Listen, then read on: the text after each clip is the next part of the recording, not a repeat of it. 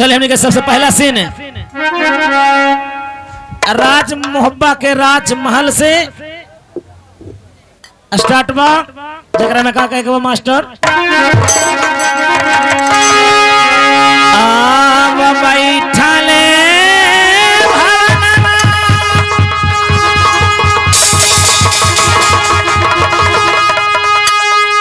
हो राम बुढ़िया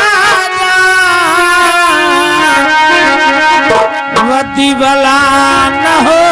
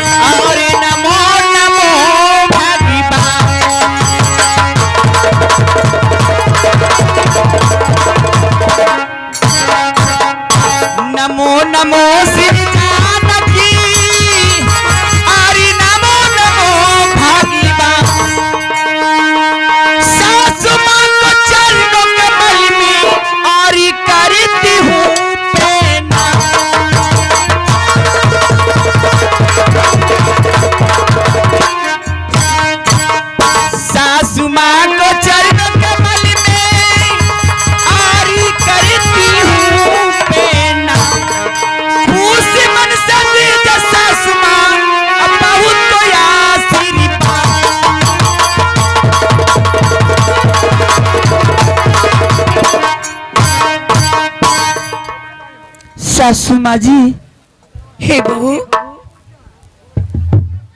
मैंने रंग महल में बैठी बैठी मैंने एक बात मैंने सोची हूँ। एक बात? हाँ। हे बहू सुन लो।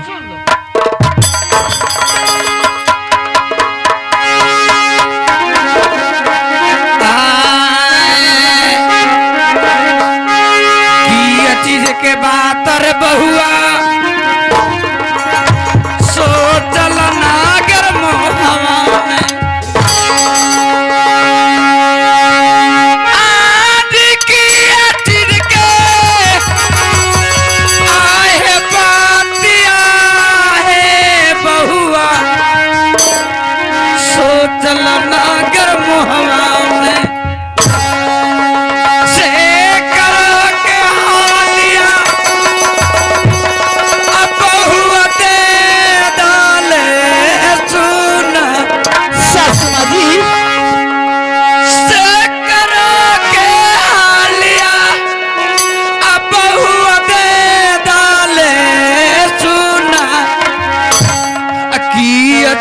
के बात रे बाबू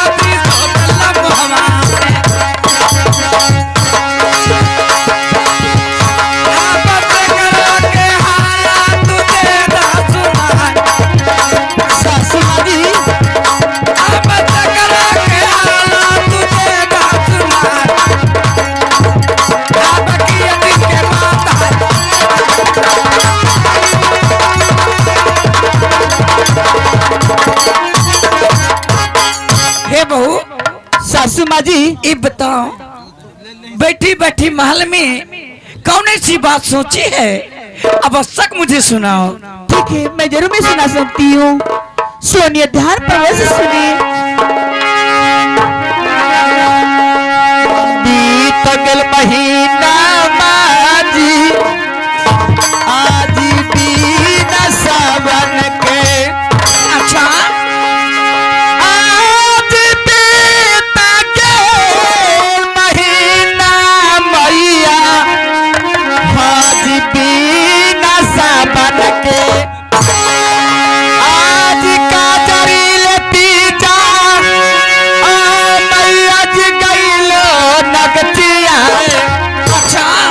सासू माँ जी आज का जरी लतीजा माता जी गईलो नगचिया अभी तगल महीना जी मैया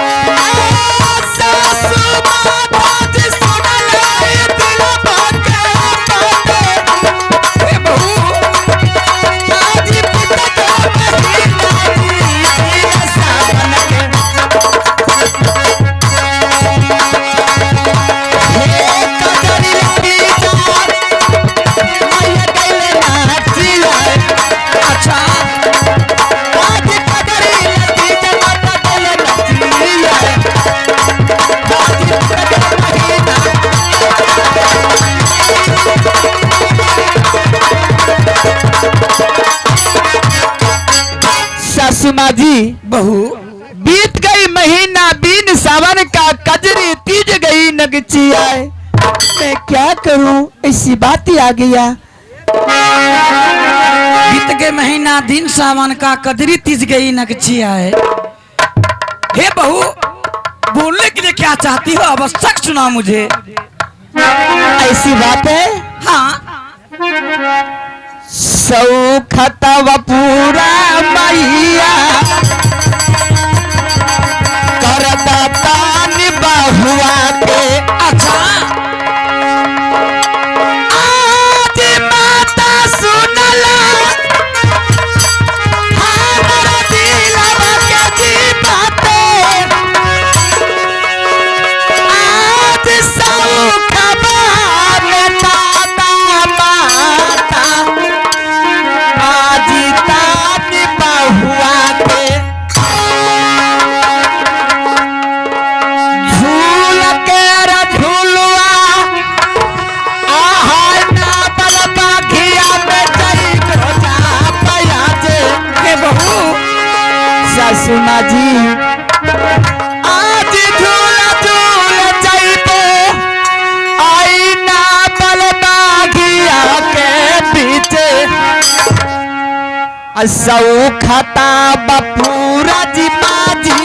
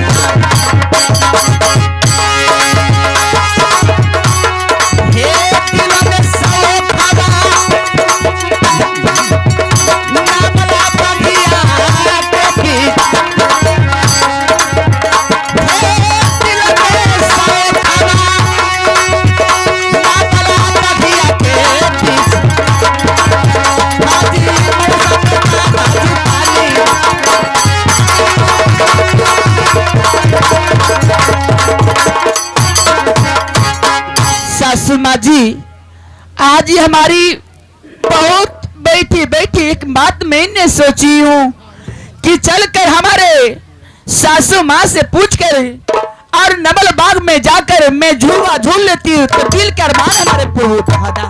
कैसी बात है? हाँ हे बहू सुन लो।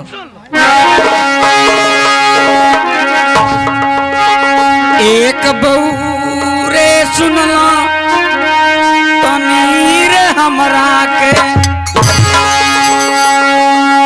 आज एक झुलू उआ के रे बहुआ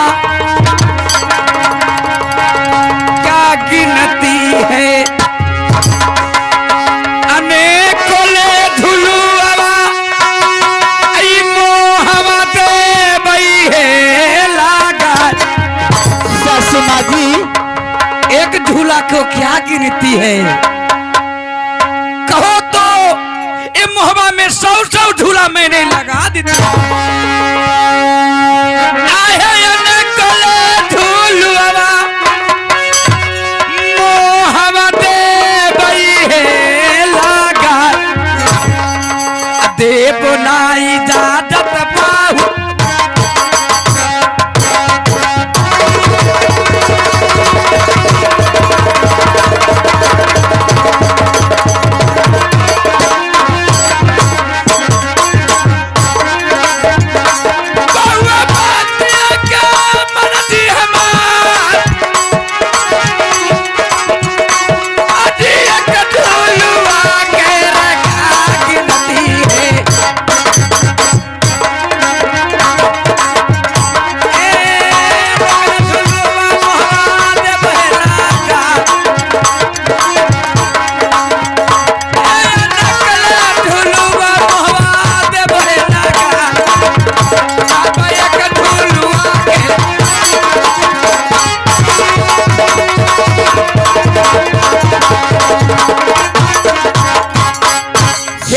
सासू माँ जी एक झूलुआ तो क्या कहो तो मैंने 100 झूला ये राज मोहब्या लगा दे सकती हूँ। बाकी तुम्हारे झूला झूलने के लिए नवल बाग में कभी जात नहीं दे सकती हूँ। जब से नई नगर से मैंने आई हूँ राज मोहब्या तुम समझ कर मैं सब दिन मानी हूँ।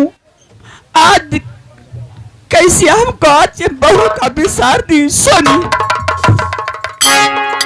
हाँ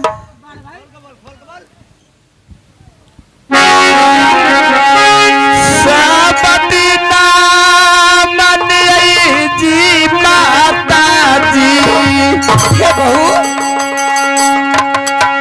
आज माता के सवनमा जी तो हारा अच्छा मैया आधे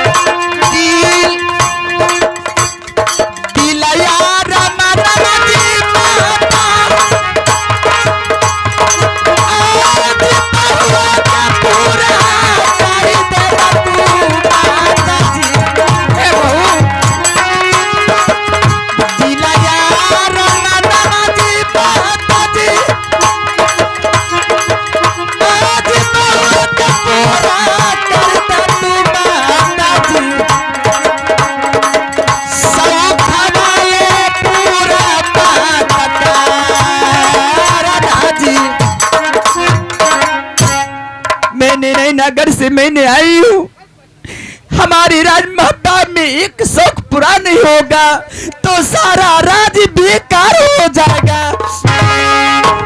ऐसी बात सोच रखी है। जबकि ऐसी बात बोलती हो तो कितने भी कुछ उपाय करेगी, मैं नवल बाग में झूला झूलने की कभी जात नहीं बना सकती।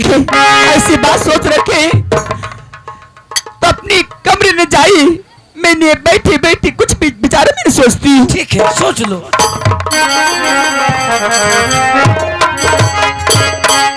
ओ बांदी बांदी,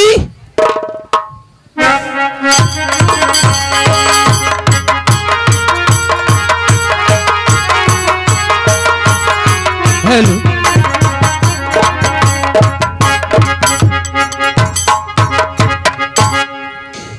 मालकिन के प्रणाम करती हूँ। खुश रहो बांदी। बांदी, क्या? मैंने एक बात मैंने सोचती हूँ, मैं कहती हूँ और ध्यान पूर्वक सुनो, मैं सुना देती हूँ। खबर जगाता बांदी, हाजीराज बंगले पर आज बांदी सुनला, आज कहाला हमर बातें, आज खबर जगाता बांदी, हाजीराज बंगले पर पेपर के खबरिया जाई बंगल बाते दादी जगाई, आज पेपर के खबरिया बंगल बचाई दे दादी जगाई, आज खबर जगा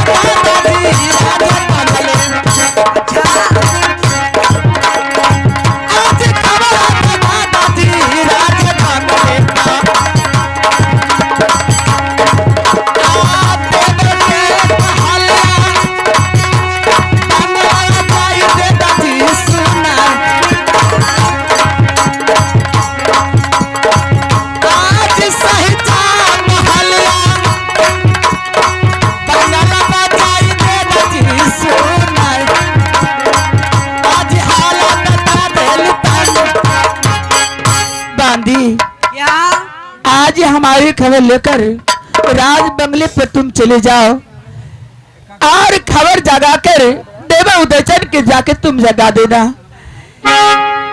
खाए राज बंगले पर और हाथ में राज महत्या में आके जाकर खबर जगा दीजिए। ठीक है। खुश रहो। हेलो, दिल लेके जा रहे हो,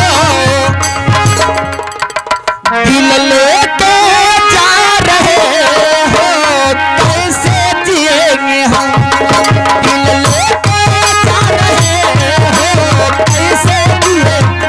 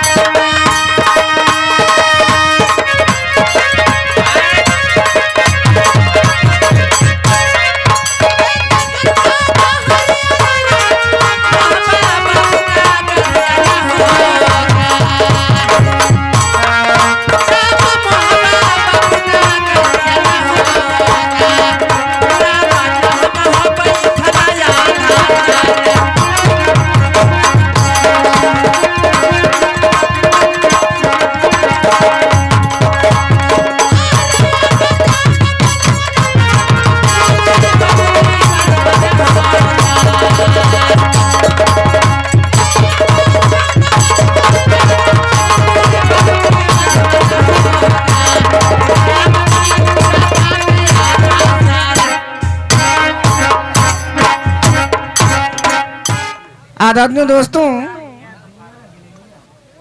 ये आज आप लोग कहानी सुन रहे हैं सोनमा हरण। सोनमा हरण और पथरीगढ़ का लड़ाई किस प्रकार से सोनमा हरण हुआ है आप लोग शांति बना के सुनेंगे। यह जो कचहरी लगा है राजमहल को कचहरी लगा है भैया सरदार जी।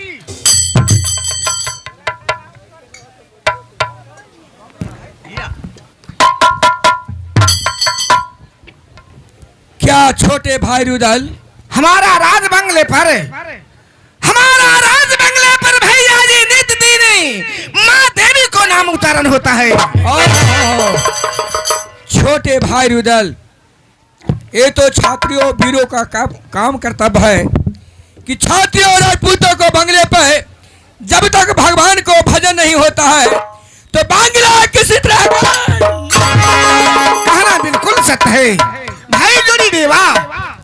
भाई दर्शन, इस समय हमें कहना है क्या राज बंगले पर सभी राजमहल के नौजवान पधारा हूँ, प्रेम पूर्वक के साथ भगवान को पूजा पाठ हो जाता तो बहुत सुंदर की बात होता। भाई दर्शन, छात्र राजपूतों को बंगला पर जब तक प्रभु श्री राम को नाम नहीं होता है तो किसी तरह से गोले नहीं उठता है। ठीक है बेटा इंदल, चचारी इस समय आज हम लोग सभी बापुत मिलकर एक साथ मिलकर के माँ देवी को उच्चारण कर लेते हैं तो हमारा राज बंगला जय जयकार हो जाता है। चचारी, ये तो बहुत सच बात सच है चचारी, भगवान के भजन ले लीजिए पिताजी। ठीक है, कहना बिल्कुल सत्य है। द्वारपाल जी महाराज, जितने हम लोग राजमहल को कचहरी पर पधारे हैं, अच्छा सभी मिलकर के एक साथ मिलकर के बेटा देवी देवताओं का नाम उच्चारण कर लो। ठीक है महाराज, लीजिए। चलो तैयार हो जाओ। ठीक है, तैयार है।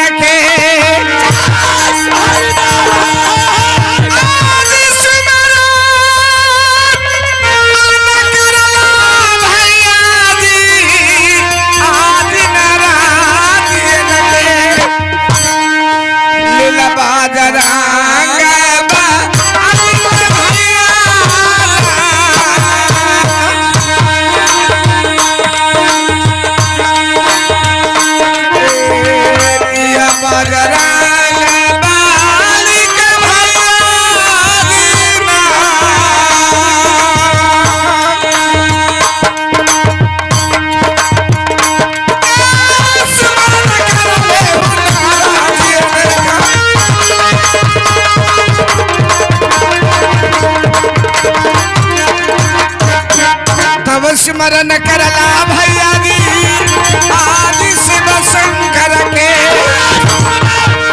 आदि स्मरण करला भैया जी आदि शिव शंकर के, परले बती जी के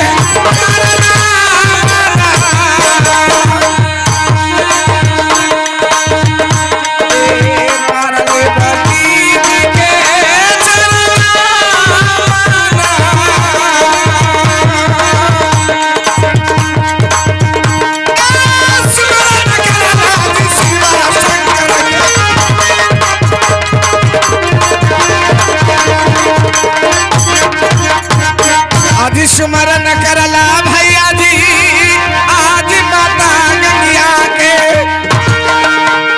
आज स्मरण करला भैया जी आज माता गंगिया के, सारा बिहार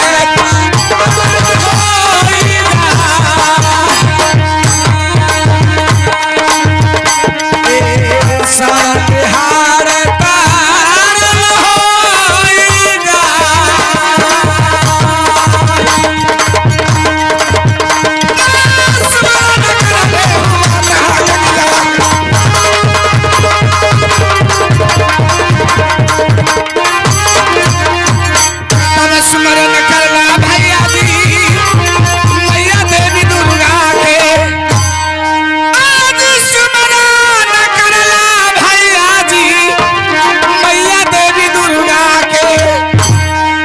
में छोड़ दही न मैया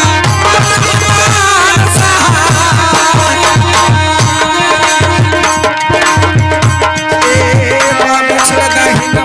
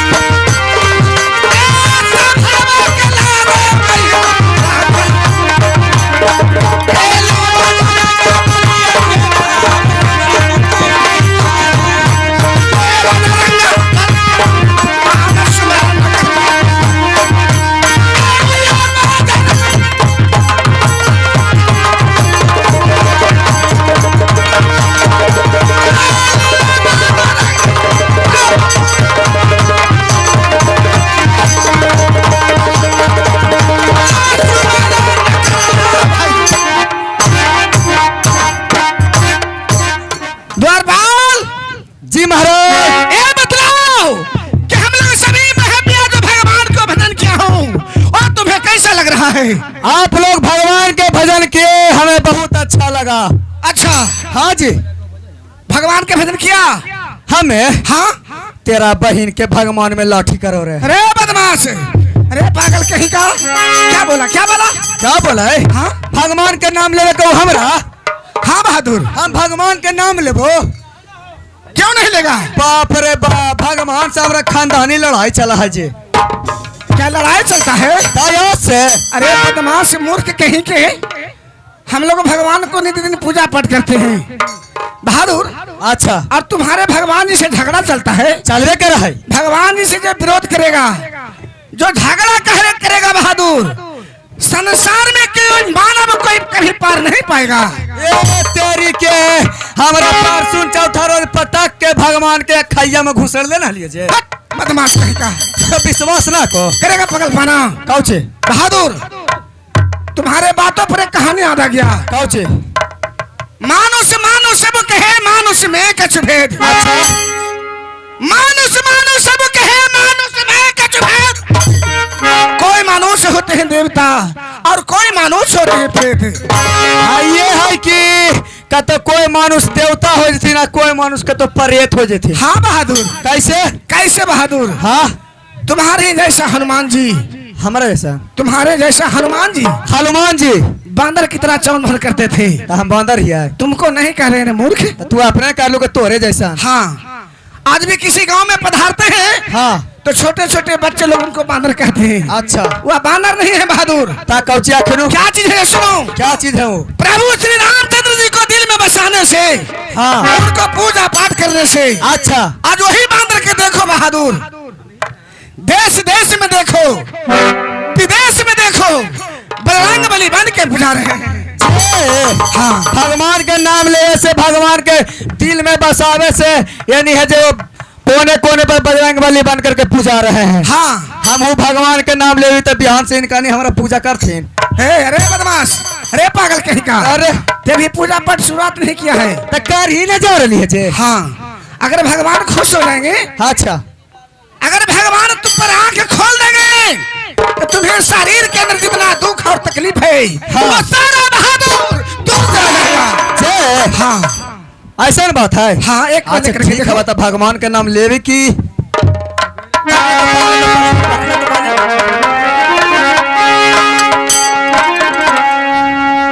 हेलो,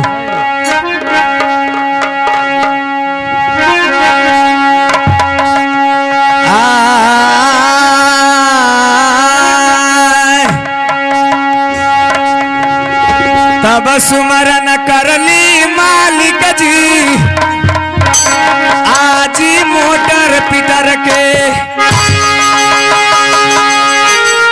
आजी सुमरन न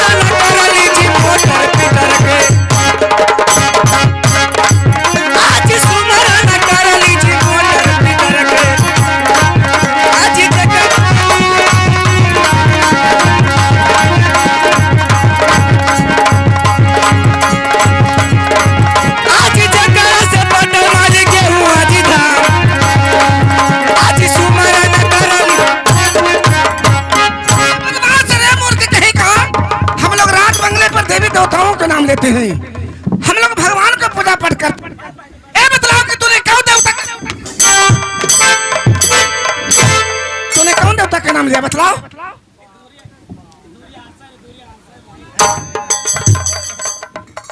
भाई दल, सरदार जी, मेरे द्वारपाल इस राज बंगले पे जो सुमरन बोल रहा है वो बिल्कुल साफ सही बोल रहा है। आप भी बोल रहे हैं कि सही बोल रहा है? हाँ। उसे बुलाइए। द्वारपाल, तेने क्या सही बोल रहा है? काउचे हाँ, क्या चीज का नाम तोरा लिया? समाज ना बुझा बा तो हाथ माती बुद्धि देख करके हमरा तार बुझ लगा लीजिए।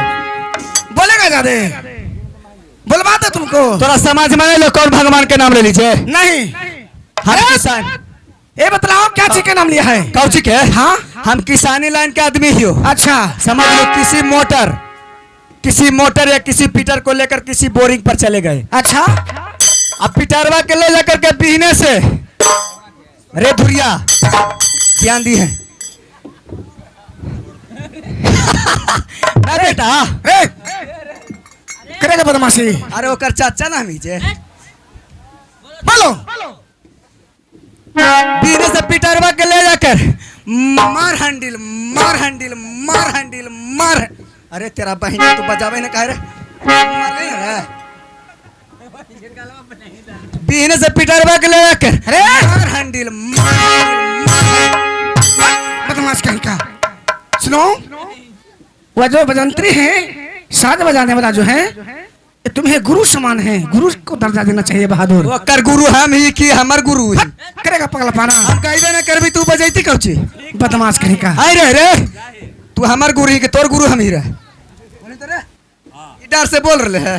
करेगा बदमाशी, करेगा तो बदमाशी। बोलो।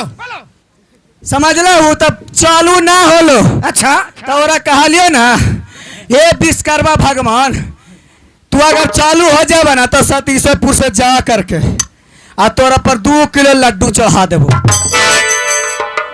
ओकर बाद जा करके हैंडल पेसली। अच्छा। अब मरली तब पूरा चालू हो गलो।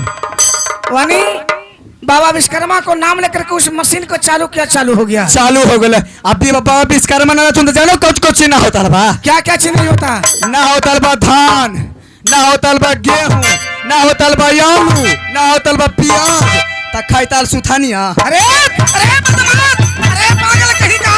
मोटर पीटर का तूने सुमरन किया, तुमने विश्वकर्मा भगवान माने। ये बतलाओ क्या चीज का नाम लिया? इधर आओ, इधर आओ, चलो इधर आओ। भाई दल, इधर आओ, इधर आओ, इधर आओ। भाई दल, बोलिए सरदार जी। मैंने तुम्हें एक बार ही वार्निंग दे दिया हूँ कि जो भी हमारे द्वारपाल बोलेगा ये बिल्कुल ये ना सब बोलेगा।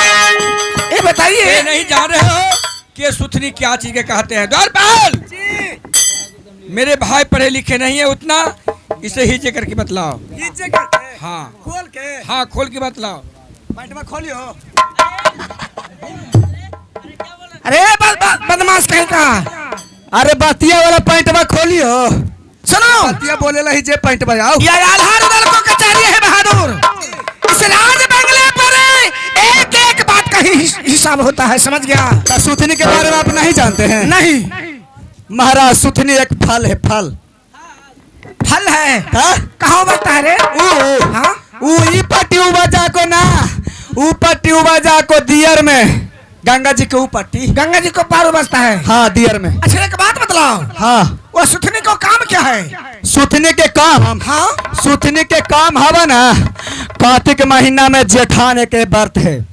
अच्छा। कार्तिक महीना में जेठान एक व्रत है जो हर गांव ने हर घर ने जिला जेवार में उस व्रत को सभी को माता बहन रखते हैं। ठीक।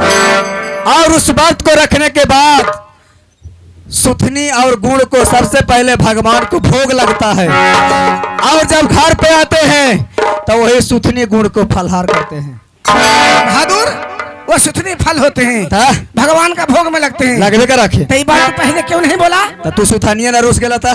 बदमाश कहीं का। तो तू जानबे ना कर रहा था। और कोई बात है? और कोई बात ना। चलो बैठ जाओ, बैठ जाओ, बैठ जाओ। सरदार जी, भाई दल, राज कचहरी पर बैठे बैठे मन में एक बात विचार किया हूँ।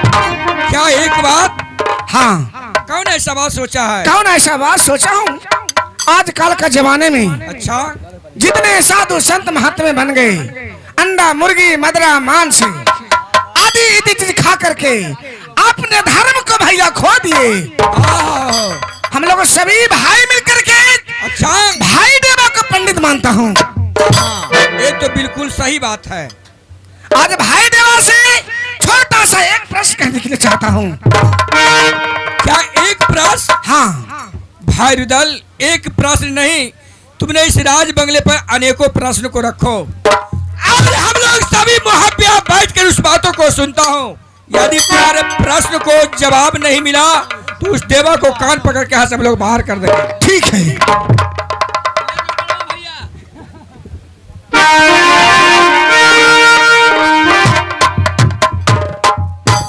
भाई जोड़ी देवा, भाई दर्शन, जोड़ी एक सवाल कहने के लिए चाहता हूँ। कौन ऐसा सवाल है? सुन लो। सुनाइए।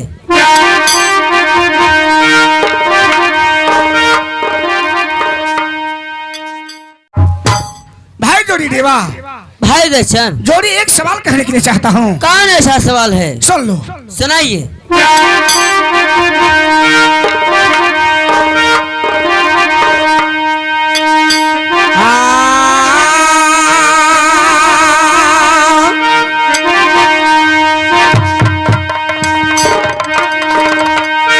जोड़ी सुन ले, अहो पियरिया गढ़ा के हो विद्वान, भाई दर्शन, कवन समैया में हो यरवा, माता हो धरती ले फट गए। अच्छा, आहो कवन समैया में हो जोड़ी, माता धरती ले फट गए। भाई दर्शन, आहो कवन समैया, जोड़ी लगैया हो।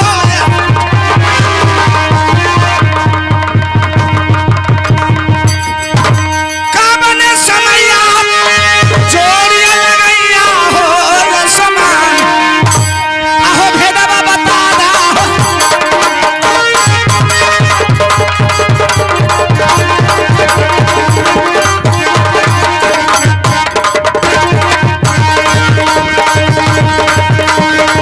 जोड़ी सुन लो पियरे के द्वार, आहो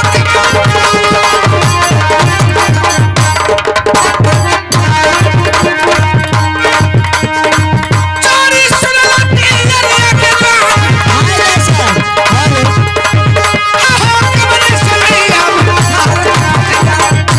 अच्छा,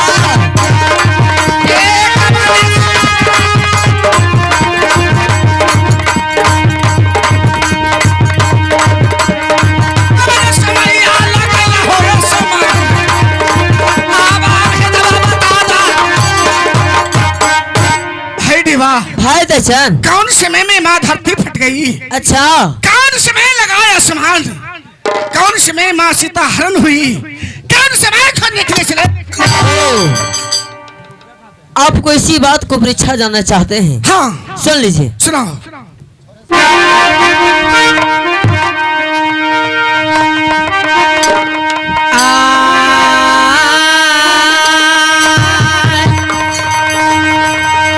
चोरी सुनला, आहो दिलबा के हमर बात, आहो सतयुग समैया में जोड़ी, माता धरती को फट गए।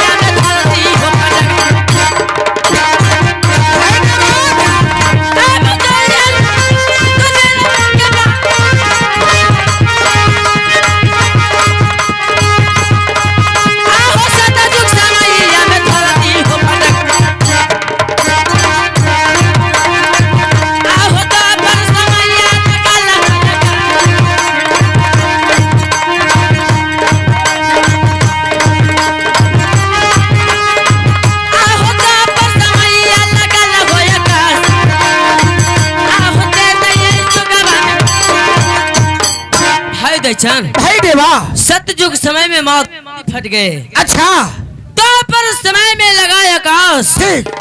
त्रेता एक युग में माता सीता हरण हुई। उसी समय खोजने के लिए चले थे श्री राम भगवान।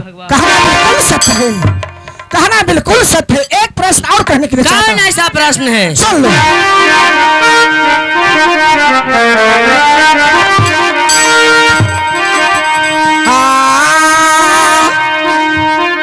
तो कवन चीज में बढ़ गए जोड़ी आहो माता गंगिया ने आहो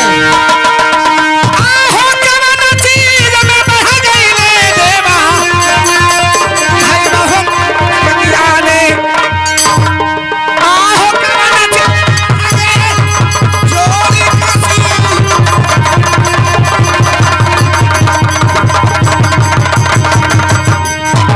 कवन चीज में बढ़ गए अरबा काशी हो परिया आहो भेदवा बता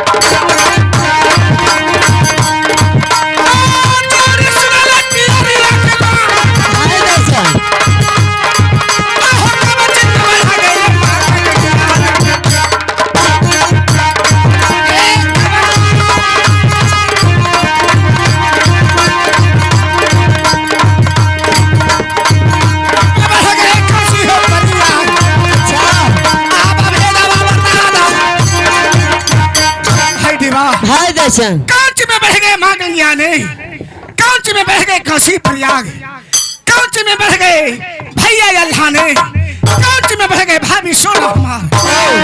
सुन लीजिए।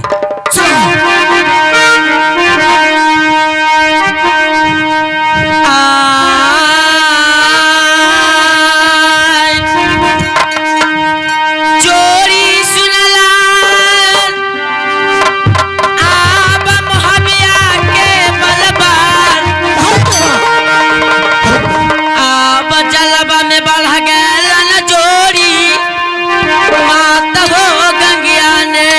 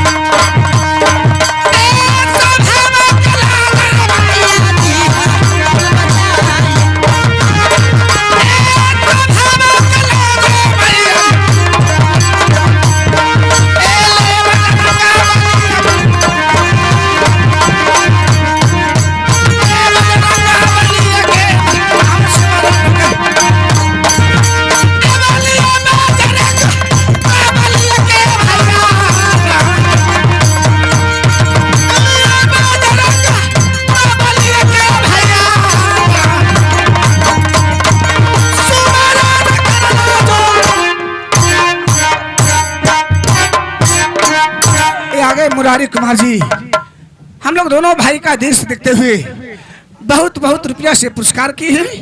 उस श्रीमान को मैं धन्यवाद देता हूँ।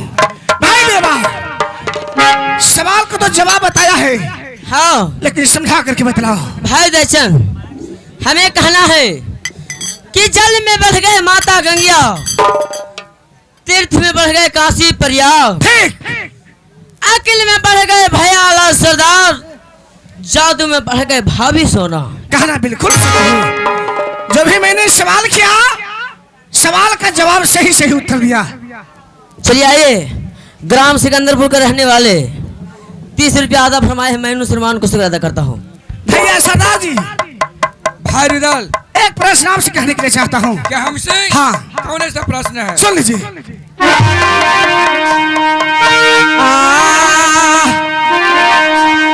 बैठल न दिलवा जी भैया, लगा के राज बंगले पर। अच्छा, आज बैठल न दिलवा जी भैया, लगा के राज बंगले पर। सभी भैया मिल के बैठक में कारा जी विचार। आज सब भैया मिल के बंगला पर करला जी विचार। आज बैठले न दिलवा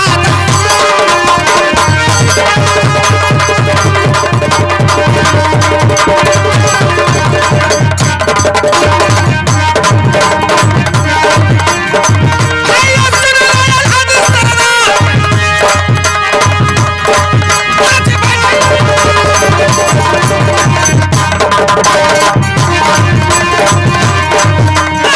भैया सुन लो हदीस सरदार। आज बैठले न दिलवा लगे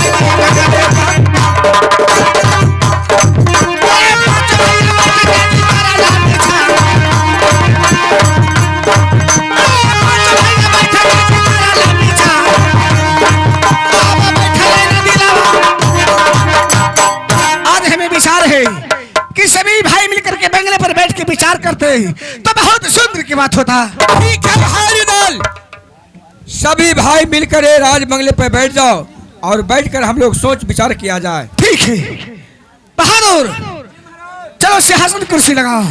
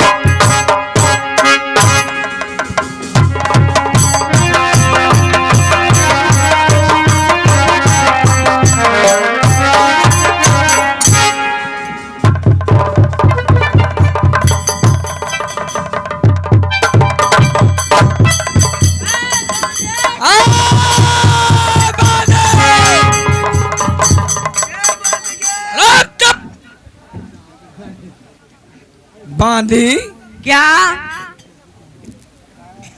तुम्हें राज महाव्या में 12 वर्ष उम्र हो रही है, लेकिन तेरे राज बंगले पर तेरा नहीं। बतलाओ। हट!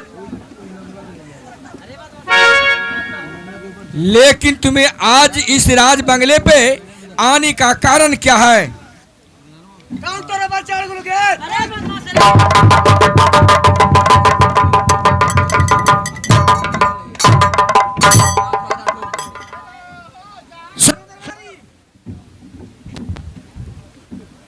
जी महाराज। राजमहल में किसी को सहन शक्ति नहीं हुआ है जो कि हमारे राज बंगला पर कोई आंख उठा करके देखेगा। महाराज ये बांदी कभी हम लोग के बंगला पर नहीं आती थी, लेकिन आने के कारण क्या है इसीलिए तो पूछ रहे कि कौन है जे राजमहल के है जे राज दरबार पर कोई चाह लिखा गया। बाहर जाओ, तू शांति रहो। वही ना पूछ लीजिए। चुप रहो तुम।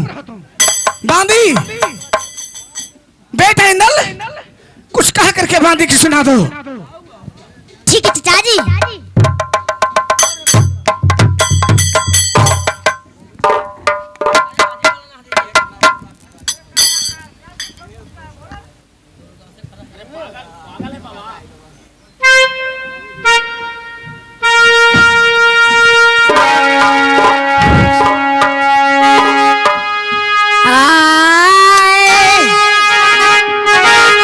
काहे लागेला बांदी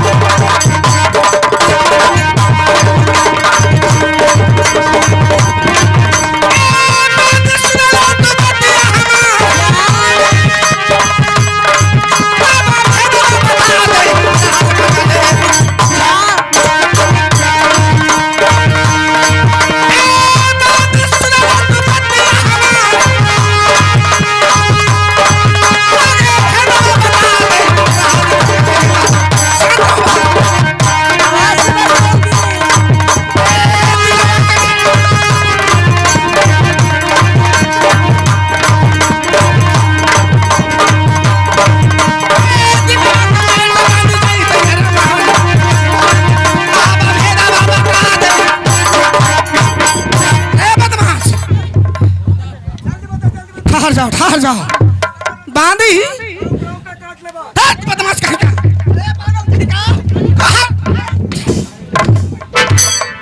बदमाश क्या बोल रहा है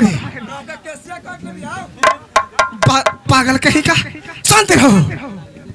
बादी क्या? ए बताओ, क्या जो बंगलो के है मर्दों के लिए बना है, जनानी के बंगला शोभा नहीं देता है? क्या बात है, सुनाओ कह के। सुनाइए।